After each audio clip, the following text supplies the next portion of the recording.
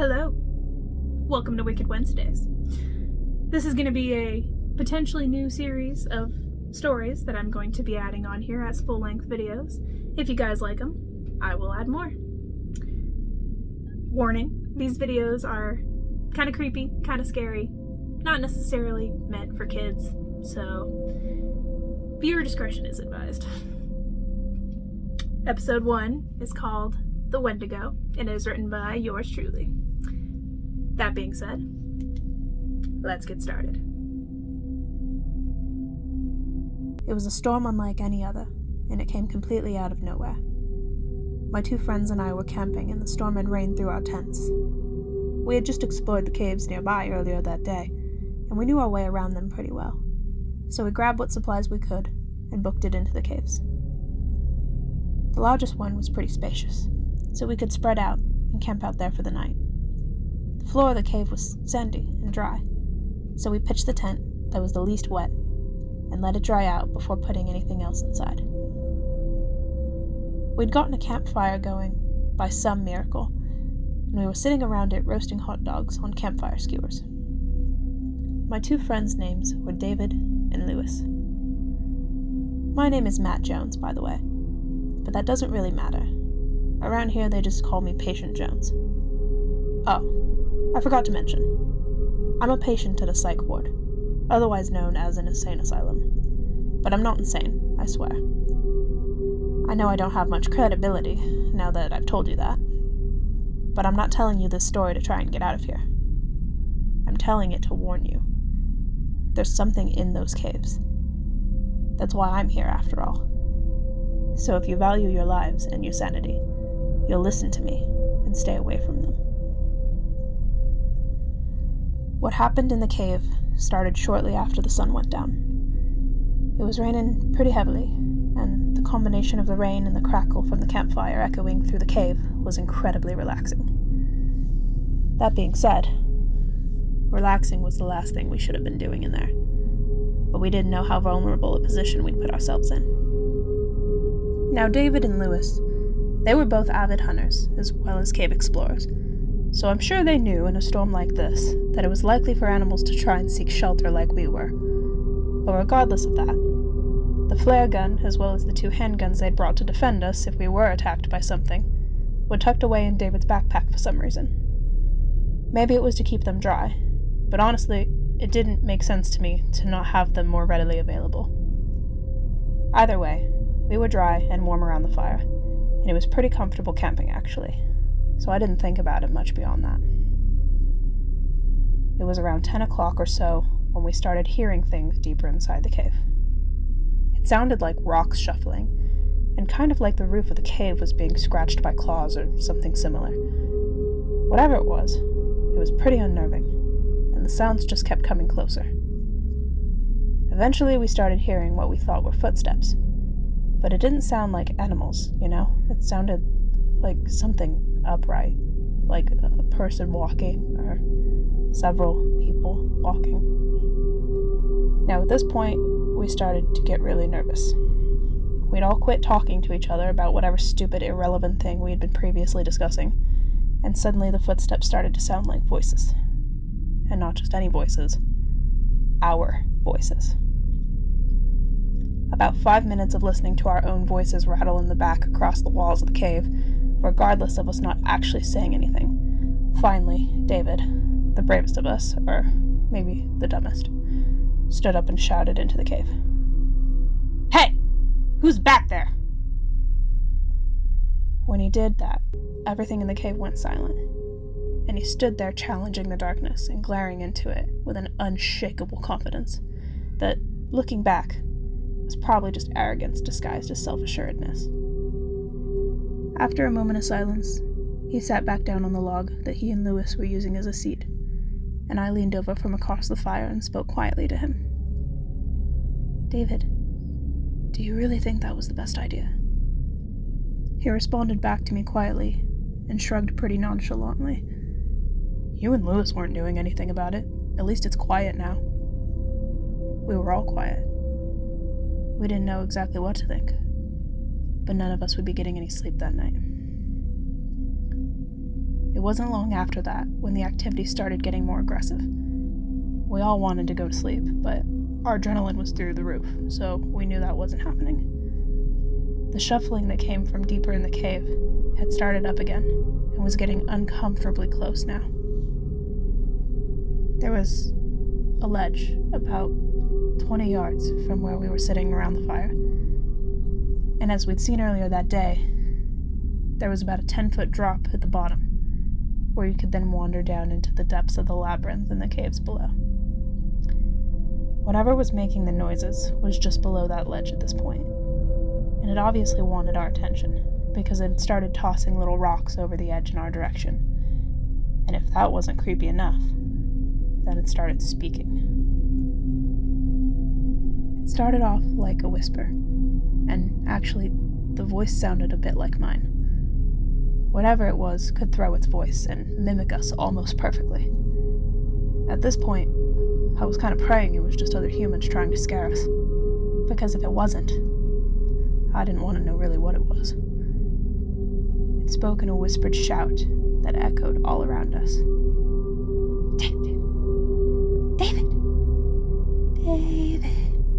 David! Unable to ignore what was obviously taunting him, David grabbed his backpack and pulled out one of the 2 pistols, then stuck it in the front of his pants as he dug for something else out of his backpack. "What are you doing?" I asked him nervously.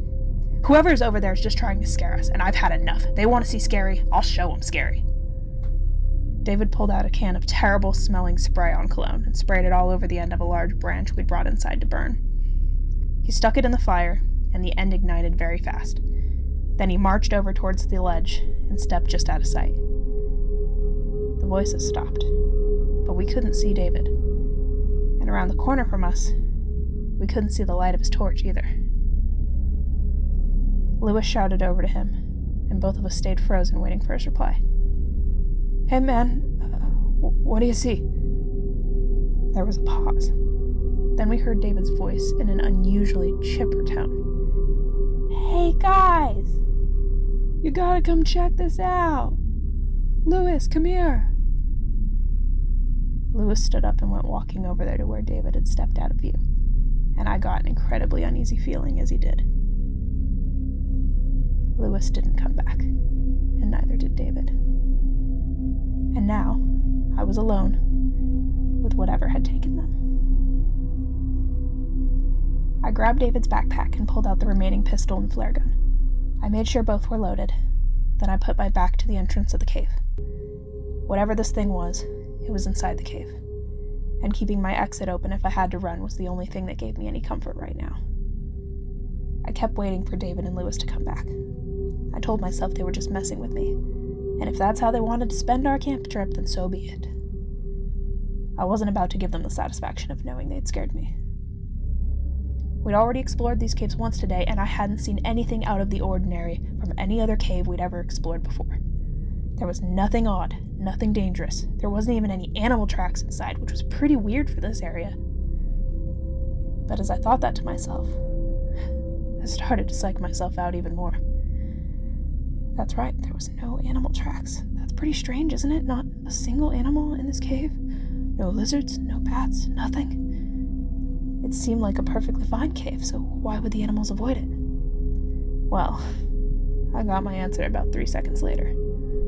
I heard a scuffle not too far from where I'd planted myself, and I saw a shadow move closer to the fire. I backed away quickly towards the entrance and shouted at whatever it was, but it was crouched down behind the log that David and Lewis had been sitting on, so I couldn't see exactly what it was. Thinking that it was David, or Lewis trying to scare me, I took out the flare gun and shot the flare over behind the log. But what happened next scared me so bad I will remember it until the day I die. The flare flew over and landed in the dirt, and from the depths of the cave, I saw about 15 sets of white light reflecting eyes. Human eyes aren't supposed to reflect light, so whatever this was, it wasn't human. At least, not anymore. Before I could think to run, I saw a pale white hand creep up over the log by the fire. It had long, sharp, bloody claws, and I was so terrified I nearly embarrassed myself. The hand was attached to a white, scrawny arm that pushed itself up, revealing its full form. Standing in front of me was something almost too terrifying to remember, and it still haunts my dreams all these years later. It was very gaunt, ghostly looking. It was pale, but looked like a woman, with black, stringy hair, deep-set pale eyes, and teeth so long and sharp they hung out of her mouth. She had blood in her nails, and in her hair, and around her mouth, and all I could think to do at this point was point the pistol at her. She moved in a way that certainly wasn't human, and I could see and hear her ribs popping as she walked towards me slowly. As much as I wanted to run, I couldn't. My eyes were locked on her, and I was paralyzed with fear. She moved very quickly over to me, and I shot at her twice with the pistol, but regardless of hitting her right in the stomach, she didn't even flinch. The bullets seemingly just bounced right off her. She moved so fast that I didn't have time to react any other way. She grabbed me by the throat, regardless of being smaller than me, and lifted me above her head off the ground. I dropped the gun and clawed at her fingers with my nails, but I couldn't even break her skin. Nothing I did hurt her. I fought and kicked and tried to bite her, but nothing I did seemed to faze her. Her face was like an animal, neutral, expressionless. Beyond my terror, nothing I did seemed to bother her. And she dragged me back into the cave, where I'd seen the other shining eyes in the flare. I honestly wish she had killed me. That fate would have been better than what really happened. It was pitch black dark in the cave, and I didn't see anything that I can describe to you. But when my eyes adjusted a little more, I can tell you that there were multiple creatures that moved around me, but none of them came near me as long as she was by me. After I stopped panicking, I thought to myself that maybe she was their mother, but I couldn't even tell what they were. They were humanoid-like, but obviously not human. They didn't wear clothes, and they had no distinguishing features. They were ghoulish and pale as a sheet, yet somehow they blended into the darkness. They looked like nothing I'd ever seen before in my life.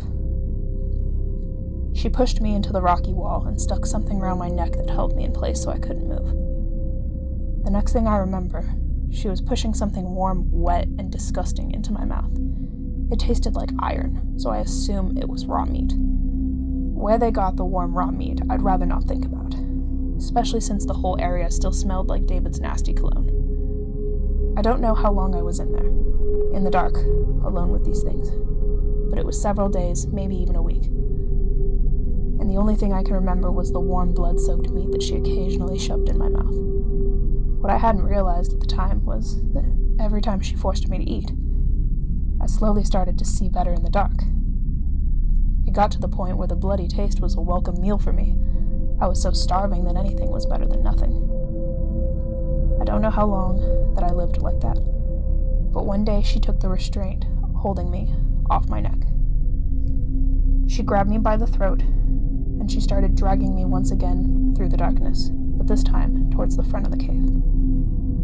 As we got closer, I saw sunlight for the first time in who knows how long. I heard several men's voices, but I didn't know if they were the creatures or actual people. She slung me into the wall of the cave between a tiny little crack she had dragged me through. Then she pushed me out into the open area, and I saw 4 search and rescue men entering the cave with large spotlights and hard hats. They were shouting out my friends and I's names. They had obviously been searching for us. Their voices seemed obnoxiously loud as they echoed around me. David! Lewis! Matt Jones, can you hear us? I looked at them, but I couldn't speak. It was like my throat was swollen. I looked back at the strange pale woman as she backed into the crack in the cave. She looked me in the eyes for a moment, and then a few words fell out of her mouth. Matt Jones! Hearing her mimic my name in the voice of the rescuer scared me more than anything else I'd seen there, except for one thing. She said one more word, obviously understanding at least a bit of English. Matt Jones! Go, Matt Jones! As she said that, her weird, expressionless face suddenly twisted in an unexpected way. Her lips curled up, her teeth interlocked, and her eyes dipped down as she stared at me. She was smiling. It was the most horrific thing I'd ever seen in my life. The search and rescuers took me to the hospital. They never found David and Lewis. That being said, they did find their DNA in my teeth, so I'm pretty sure I know what that monster had fed me. Nobody believed me about what happened. They took my statement, but confined me in this insane asylum for the rest of my life. I can't really say I blame them, though. Unfortunately, nothing else has ever tasted as good as they did.